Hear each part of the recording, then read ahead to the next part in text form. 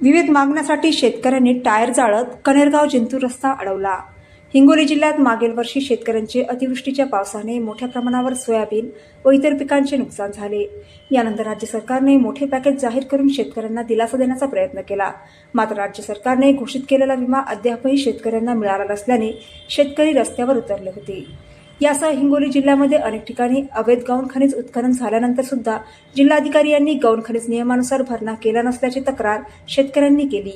यामध्ये अनेक कंपन्यांनी जिल्ह्यामध्ये अवैध उत्खनन केले व या उत्खननाला जिल्हा गौण खनिज अधिकारी व उपविभागीय अधिकारी तसेच जिल्हाधिकारी यांनी मोठ्या प्रमाणावर आर्थिक गैरव्यवहार केल्याची तक्रार शेतकऱ्यांनी केली।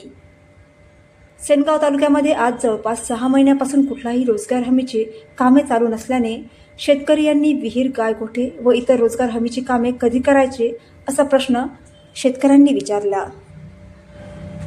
हिंगोली जिल्ह्यामध्ये 70च्या वर बोगस जैविक पेस्टिसाइड कंपन्या कार्यरत असून यावर जिल्हा कृषी अधीक्षक चकार शब्दही बोलायला तयार नाहीत, तसेच कारवाई करायला तयार नाहीत। या अनुषंगाने क्रांतिकारी शेतकरी संघटनेचे पदाधिकारी तथा शेतकरी यांनी 24/3/2026 मंगळवार रोजी सकाळी 11:30 कनेरगाव जिंतूर महामार्ग हाताळा फाटी या ठिकाणी अडवून टायर जाळले व जिल्हा प्रशासनाचा निषेध व्यक्त केला। यावेळी प्रशासनाच्या वतीने मोठा बंदोबस्त तैनात करण्यात आला होता।